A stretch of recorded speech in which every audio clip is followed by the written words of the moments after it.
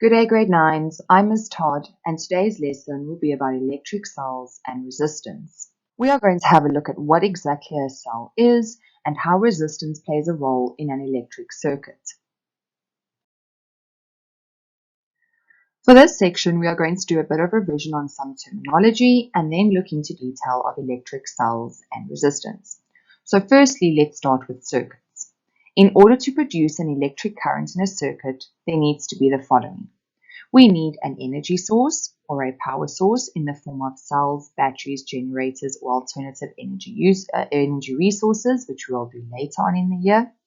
A closed system, meaning no breakage in a system in order for current to flow. And we need electric conductors for the current to flow through. All of these are necessary in order for us to make a circuit for electric current to flow through.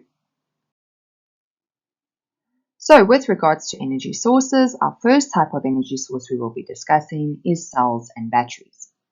So within a cell or a battery, there is a chemical reaction that takes place, and it occurs within the electrolyte of the battery. The electrolyte is the solution in which the chemical reaction will take place.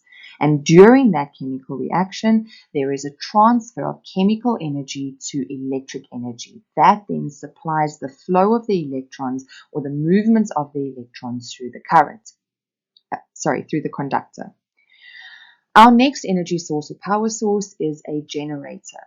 A generator has a spiral of there is a spiral of conducting wires found between a magnetic field, and that the spiraling of the wires in the magnetic field, or the rotating of the wires in the magnetic field, then creates an electric current. In generators, we have the transfer of kinetic energy due to the movement of the spiraling wires or the rotating wires, and it transfers kinetic energy to electric energy to supply the circuits or the components with electrical energy. Two terms which you should familiarize yourself with for this section is potential difference and EMF. EMF stands for electromotive force. So potential difference is the difference in energy between the positive and the negative pole of the battery, or the difference in electron concentration when the current is moving. But EMF is the difference in energy again between the positive and negative pole of a battery, or the difference in electron concentration when the current is not moving. So you can have a look on this diagram over here. Voltage or potential difference occurs when the current is flowing, and EMF is the amount of energy that's available within the battery within the cell when the current is not moving. A little bit of revision for you for this year. We have conductors and insulators. Conductors will allow the flow of heat and electricity through a circuit. They have low resistance and they exert little resistance which means they exert little resistance against the flow of a charge.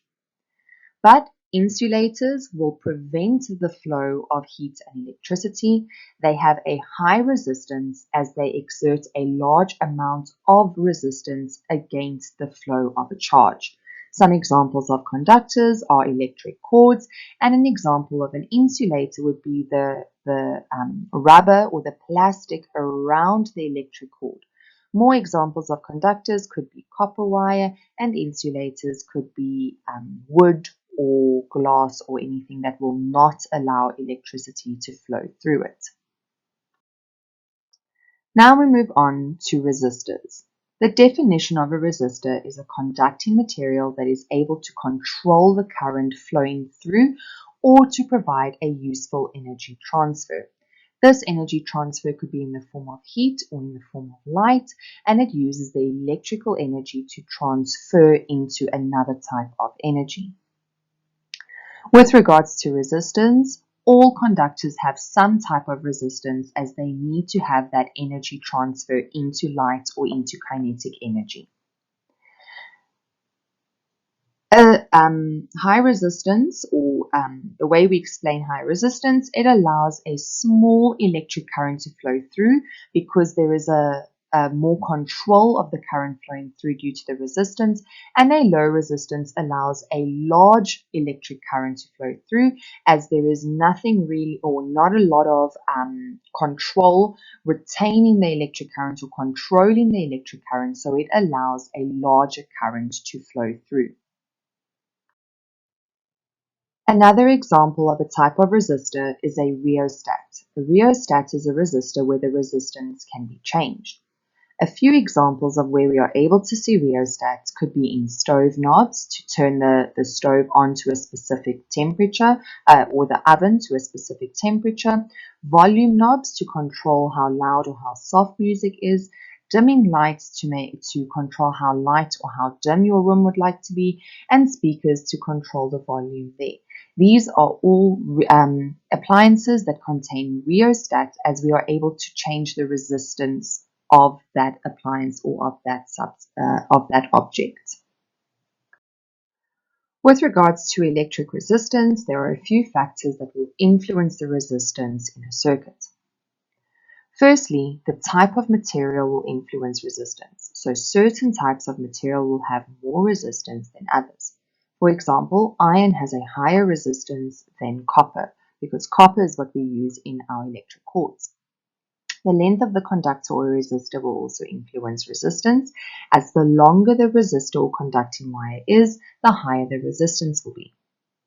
Temperature is our third factor that will influence resistance.